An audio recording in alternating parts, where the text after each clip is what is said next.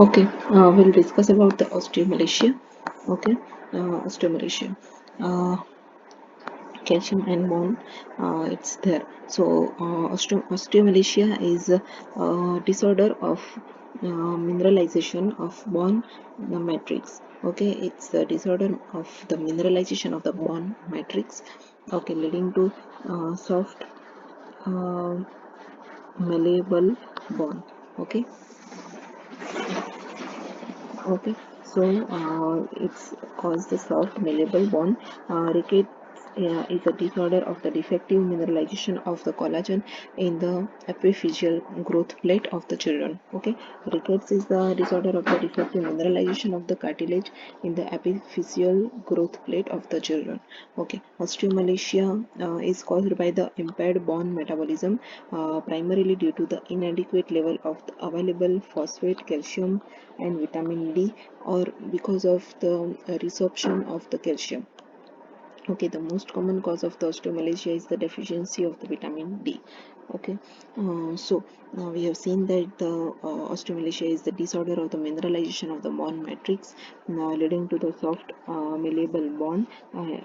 Rickets is the different thing. Okay, so the osteomalacia is caused by the impaired bone metabolism, primarily due to the inadequate level of the phosphate, calcium, vitamin D, and because of resorption of the calcium.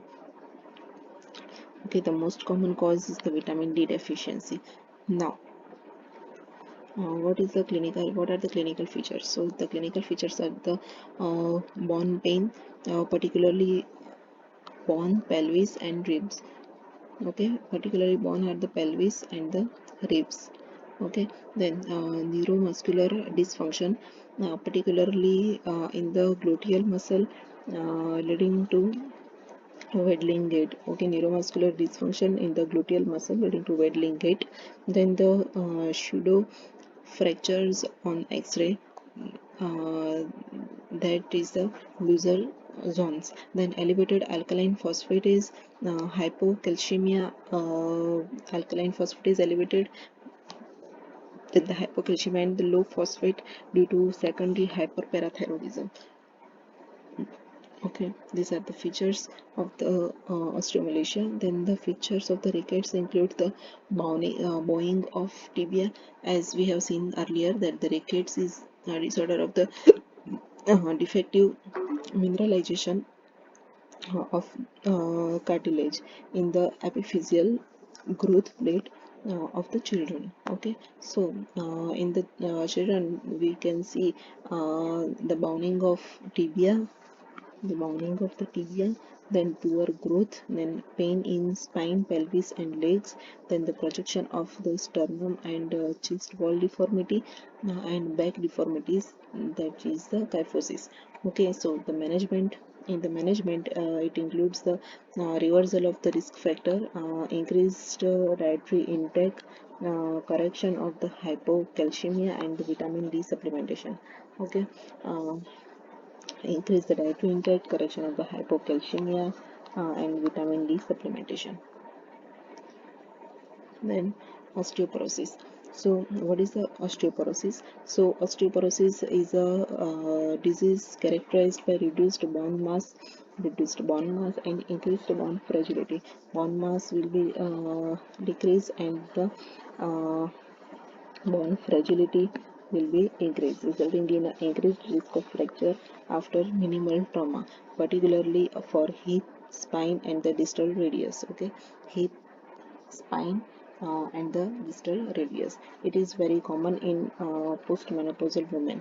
Bone densitometry measured by dual energy X-ray absorptiometry DXA scan is the mainstay of the diagnosis. Osteoporosis, defined according to the T-score, occurs when bone density is greater than 2.5.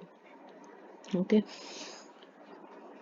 is the mainstay of the diagnosis. Osteoporosis, defined according to the T-score, occurs when the bone density is greater than 2.5. Standard deviation below normal peak bone mass. Okay, what are the risk factor of the osteoporosis? This is multifactorial, usually resulting from the combination of estrogen deficiency and the aging. Okay, estrogen deficiency is there and the aging is there. It causes the osteoporosis, like estrogen deficiency, then aging, then familial history, then smoking, alcohol, and the vitamin D deficiency. Okay, uh, estrogen deficiency, aging, family history, smoking, alcohol, and the vitamin D deficiency. Which are the causes of secondary osteoporosis? These are the primary osteoporosis. Secondary osteoporosis causes are considered when the osteoporosis occurs in non-at-risk group, including men and premenopausal women. So, in that there is the hypogonadism, then hyperthyroidism, hyperparathyroidism, Cushing syndrome, exogenous steroid, and the hyperprolactinemia.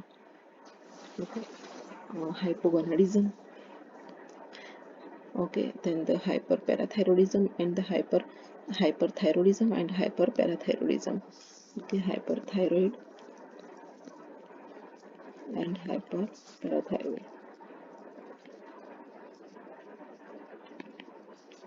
Then Cushing syndrome, exogenous steroid, and the hyperprolactinemia. Hyperprolactinemia, exogenous steroid, and the Cushing syndrome, and the hypogonadism.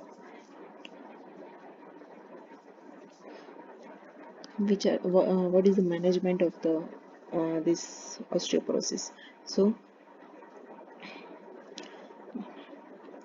clinical risk prediction of hyperfracture is a better guide to treatment than DXA scanning.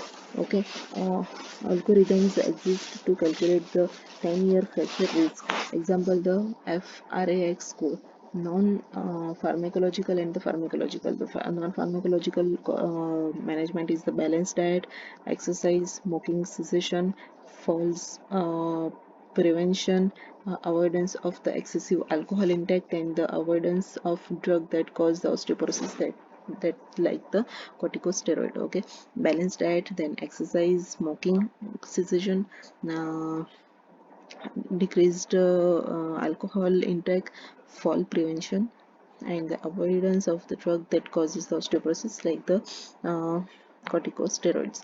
Then pharmacological management is the calcium and vitamin D supplementation, then the bisphosphonate, then selective estrogen receptor modulators, then the parathyroid hormone and the hormone replacement therapy. Okay, calcium and vitamin D supplementation, bisphosphonate, selective estrogen receptor modulators, parathyroid hormone, and the hormone replacement therapy.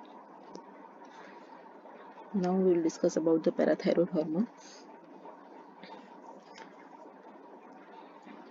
Okay, so parathyroid hormone, PTH, is a peptide hormone synthesized by chief cells of the parathyroid gland. Okay, is a peptide hormone synthesized by the chief cells of the parathyroid gland. Okay, synthesized by the chief cell of the parathyroid gland, located immediately behind the thyroid gland. Okay, it's a chief cell synthesized by the chief cells of the parathyroid gland, uh, which is located immediately behind the thyroid gland. Release of the parathyroid hormone.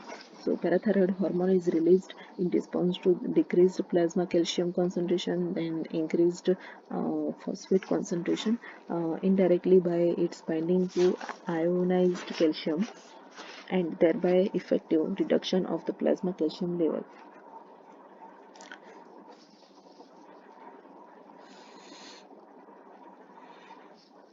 Okay, this phosphate will causes the decrease in the reduction of the plasma calcium level by binding to the ionized calcium. Okay, now parathyroid hormone release is thus inhibited by normal blood calcium level. Okay, now when there is normal blood calcium level, parathyroid hormone secretion will be inhibited, and also by the hypomagnesemia. So when the magnesium level will be low, the parathyroid hormone secretion will be inhibited. Okay, then effect of the parathyroid hormone. If parathyroid hormone act to bond,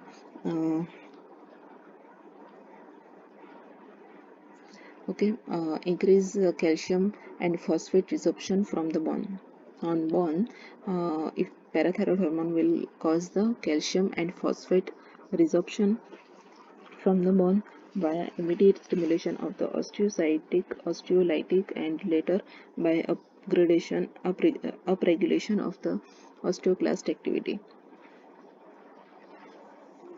Okay, parathyroid hormone will increase the resorption, so the bone will decrease the calcium and the phosphate. Okay, so there is the osteoclast activities will be there. Then the on the kidney, increased calcium resorption in the distal tubule. Okay, in the distal tubule,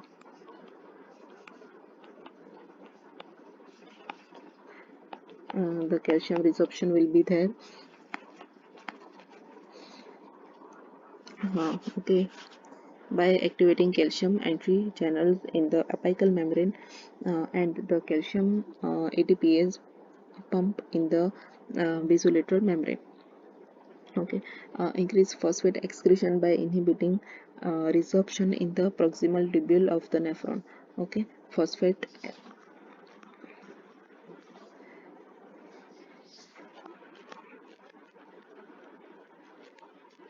um, will be excreted, okay, by inhibiting its resorption. Okay, inhibit renal bicarbonate resorption, stimulating metabolism, acidosis, which favors the dissociation of the calcium from the plasma protein. Okay, inhibit the renal bicarbonate resorption. Okay, PO4, then the bicarb will be also excreted. Then stimulate 1 alpha hydrolase in the kidneys to produce more activated vitamin D. Stimulate 1 alpha hydrolase in the kidney to produce more vitamin D.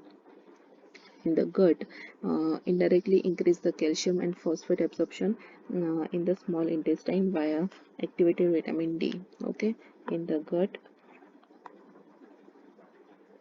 what will do that it will increase the calcium and phosphate absorption by the vitamin D. Okay, then overall PTH, parathyroid hormone, act to increase the plasma calcium level and decrease the plasma phosphate level. Okay,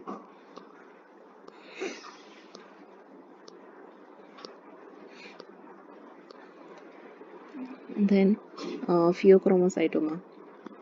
What is pheochromocytoma? So the pheochromocytoma are catecholamine secreting tumor. It is a catecholamine secreting tumor which occur in about 0.1 percentage of the patients with hypertension. In about 90 percentage of cases, they arise from the adrenal medulla. Okay, pheochromocytoma are the catecholamine secreting tumor which occur in the 0.1 percentage of patient with hypertension. About 90 percentage of cases they arise from the adrenal medulla. Okay, this is the adrenal gland, this is the medulla, this is the cortex. Okay, so from medulla, this catecholamine is secreted, and the tumor which causes the catecholamine secreting tumor in the adrenal medulla will is known as the pheochromocytoma. Okay, which arise from the extra-adrenal chromaffin tissue. The remaining 10 percentage which arise from the extra-adrenal chromaffin tissue are termed as the paragangliomas. Okay, and which are not due to adrenal gland. It's called the extra-adrenal chromaffin tissue, which is occur there and cause it is known as the paragangliomas.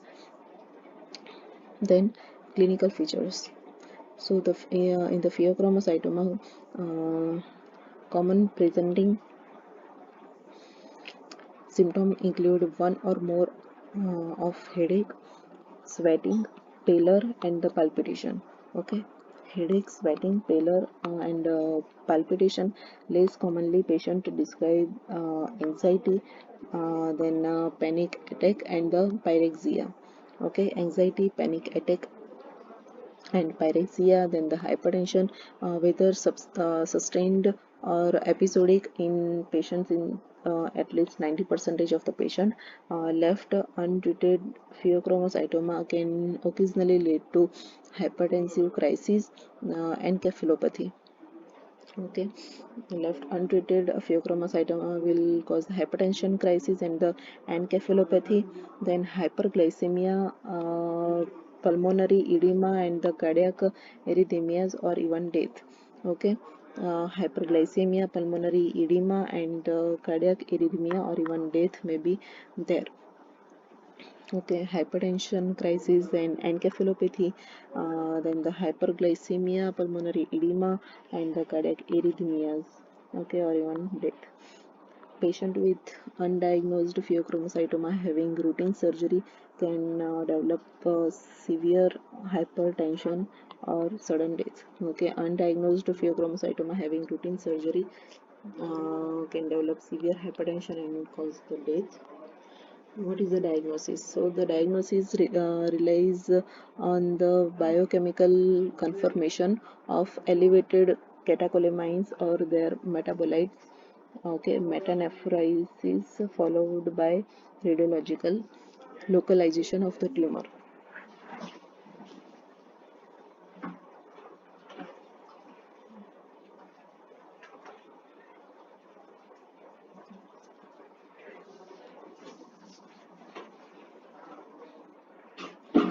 So in the diagnosis relies on the biochemical confirmation of elevated catecholamines. Okay, relies the biochemical confirmation of elevated catecholamine on their metabolites, metanephrines, followed by radiological localization of the tumor.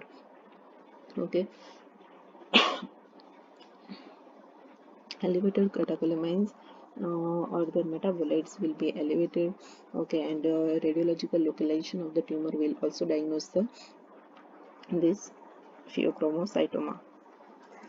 And then what is the management? So definitive treatment is surgical excision. Okay, in advance of the surgery, it is mandatory that all patients are protected from the effect of catecholamine access by alpha blockage with or without beta blockage. Okay, alpha blockage conventionally administered as oral phenoxybenzamine should be commenced before beta blockage in order to avoid unopposed alpha adrenergic stimulation and the risk of hypertensive crisis. Okay, beta blockage can be introduced subsequently to control the reflex tachycardia.